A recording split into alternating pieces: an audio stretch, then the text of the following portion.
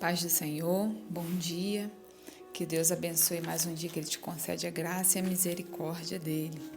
Estamos dando continuidade, no Sermão do Monte, parte 5, se encontra em Mateus 5, do versículo 27 ao 32, que diz assim: Vocês ouviram o que foi dito, não cometa adultério.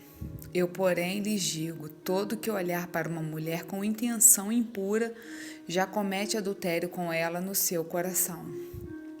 Se o seu olho direito leva você a tropeçar, arranque-o e jogue-o fora, pois é preferível você perder uma parte do seu corpo do que ter o corpo inteiro lançado no inferno. E se a sua mão direita leva você a tropeçar, corte-a e jogue-a fora, pois é preferível você perder uma parte do seu corpo do que o corpo inteiro ir para o inferno. Também foi dito: aquele que repudiar a sua mulher deve dar-lhe uma carta de divórcio. Eu, porém, lhes digo, quem repudiar a sua mulher, exceto em casos de relações sexuais ilícitas, a expõe a se tornar adúltera, e aquele que casar com a repudiada comete adultério. Jesus aqui ensina o verdadeiro significado da ordem divina, que é muito mais amplo do que mera proibição de atos de imoralidade.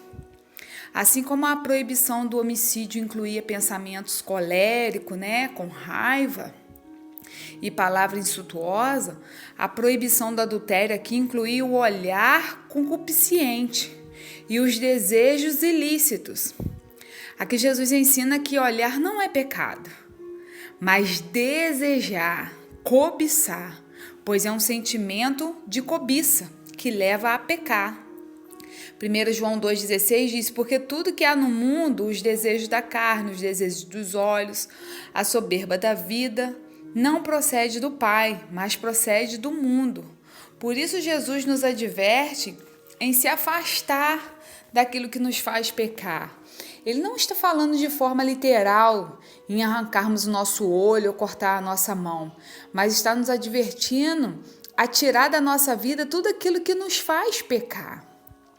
Tiago 1,14-15 diz: mas as pessoas são tentadas quando são atraídas e enganadas pelos seus próprios maus desejos.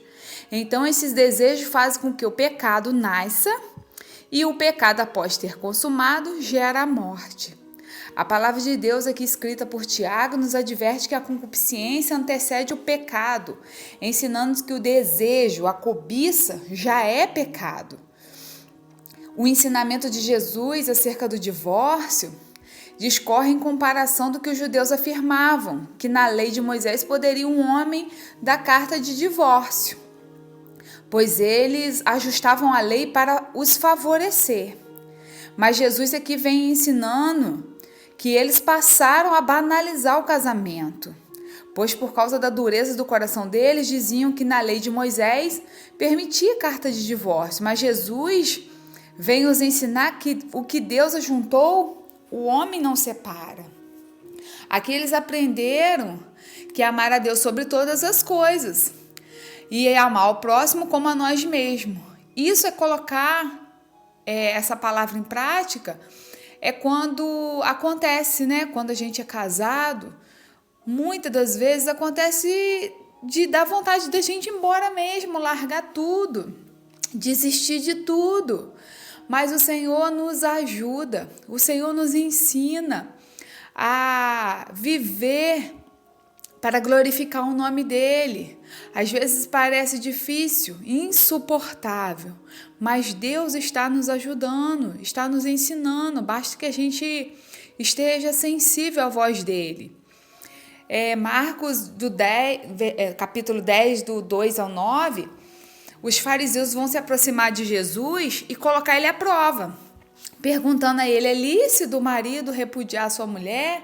Aqui eles estavam testando Jesus. E Jesus respondeu para ele: o que Moisés ordenou a vocês? Aí eles disseram: Moisés permitiu escrever uma carta de divórcio e repudiar a mulher. Mas Jesus disse a ele: foi por causa da dureza do coração de vocês que Moisés deixou escrito este mandamento. Porém, desde o princípio da criação, Deus fez o homem e a mulher.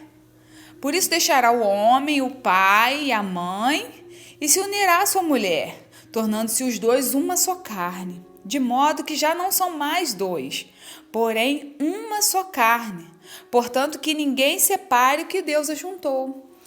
Desde o início, o projeto de Deus é a família, é a junção do homem com a mulher, em se tornar uma só carne. Quando nós casamos, não somos mais dois, mas uma só carne. A gente está ligado ao nosso marido, o marido está ligado a nós. E quando há um divórcio, há essa ruptura. É como se você cortasse a carne ao meio. E se tiver filhos, pior ainda, porque a situação vai ficar tão difícil. Os filhos vão ficar abalados. A gente tem visto muito isso ultimamente. Banalizar o casamento. Ah, não dá certo, vamos separar, eu caso de novo. Não é bem assim, que a gente possa pedir orientação a Deus, pedir direção ao Senhor.